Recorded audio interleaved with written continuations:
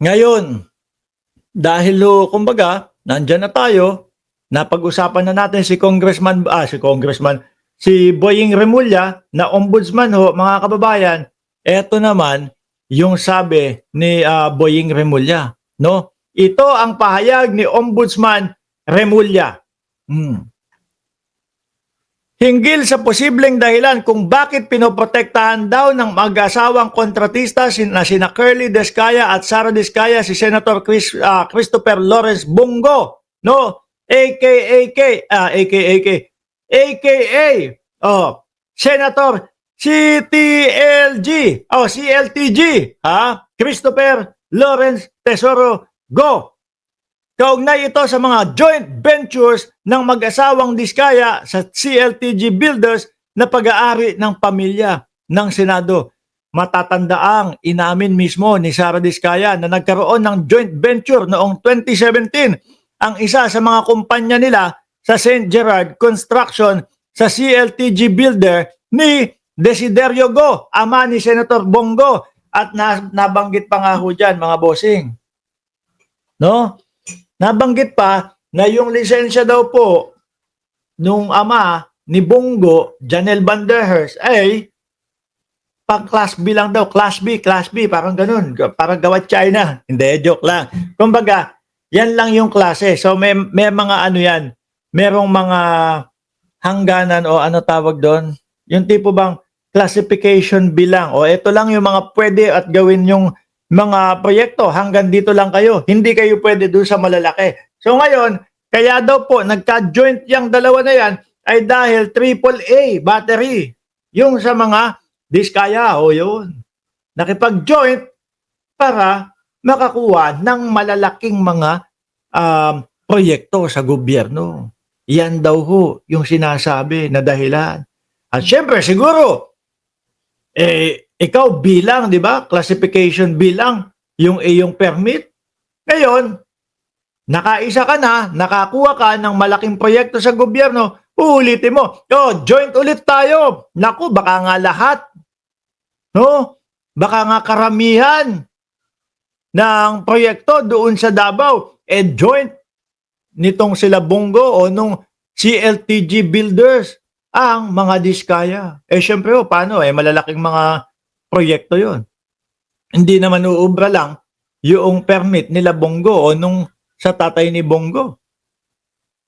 Biruin niyo po, ilulusot pa ni Bongo. Hindi daw conflict of interest ang pinaka-problema ng bayan. Kumbaga, dapat daw nakapokus sa flood control. Yun daw po ang problema ng bayan. Doon sa mga ghost project, yun daw po ang problema ng bayan. Gustong ilabas yung kanyang sarili na ano tawag nito? Conflict of interest. Natapos naman.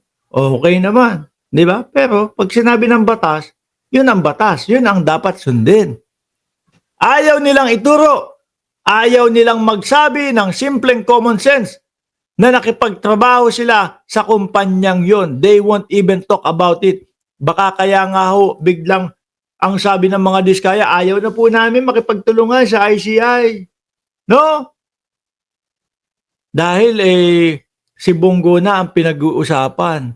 Probably, siya, si Bongo, ang nagbigay ng break sa kanila, sa mga Diskaya. Baka, dito tayo nag-umpisa kay Bongo Dati, wala naman tayo. Dati, maliliit lang na mga proyekto na nakukuha natin. With Senator Bongo, at least malalaki na at may basbas pa agad. Syempre mga bossing, kapag ka nakita, kanino ba tong ano na to? Kanino tong kumpanya na ito na nagbibid ngayon? Sa ama ni Bongo yan. No? Sa kapatid ni Bongo yan. Yang sa mga Diskaya, joint ano sila dyan ng mga Diskaya at nung CLTG. Alam na. Mabasa lang yung pangalan na anak si Bongo nung may-ari ng CLTG Malamang mga bossing, kanila na talaga ibibigay yung proyekto na yun, no? Ngayon, dahil nga kampante na sila ang pwedeng manalo doon sa bid o sila ang pwedeng ang mananalo sa bidding, pwede nang overprice yung mga presyo niyan. Example lang ho ha, hindi ko sinasabi mismo na ginagawa nila Bongo. Kumbaga, example lang. Dahil ikaw, alam mo na tayo naman, alam na natin, panalo na tayo sa bidding na yan sa atin mapupunta yan O sige, yung 100 pisong bakal, gawin mo ng 300 pesos yung bakal na yan.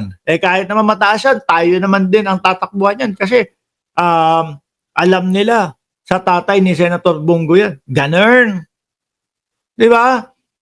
Kaya, kasama pa din to, Bongo. Yung dinadrama niya na, tingnan niyo po, ang pinakita ni Trillanes. No? Paulit-ulit na lang po. Issue na po niya sa akin to. Nung dating panahon. Tapos, inulit lang po. Rehearse. Yung gano'n. Sabay babanatan kayo ni Bongo na ako po ay probinsyado lang. Simpleng probinsyano lang po ako. Hindi ko po sisirain ang tiwala ninyo. Trabaho lang po ang gusto ko. Masipag po ako magtrabaho. With matching yung muka. Nakakaawa. Ganon yung style ni Bongo. Ganon yung itsura ni Bongo kapag ka nagtatalumpati. Pero mukhang eto ho, mga boss Chipamo, sir, mahihirapang ilusot ni Bongo ito. Ngayon ho, mga bossing, isa sa napansin natin, sabi ni Janelle Vanderhurst, Mark Ramos, do you believe CLTG is owned by the family, not Bongo himself? CLTG pa lang, Christopher Lawrence Tesoro Go. Di ba? Ako, naniniwala ko kay Bongo yan talaga pwede namang, eto CLTG Builders ang ilalagay natin, ha? Tapos, sa'yo ko lang ipapangalan Tay. Kasi senador ho ako. Pwedeng ganun ho, mga bossing. Sabi ni Ma'am Neng Gigi, kapal ng mukha niya si Bongo, paawa effect, parang butik. Tsaka hindi man niya lang iniba man lang yung pangalan, talagang CLTG. Talagang Christopher Lawrence Tesoro Go ang nakalagay. Sabi nga niya kung makakapamili lang ho ako ng kamag-anak, ay ginawa ko na. Sus! yung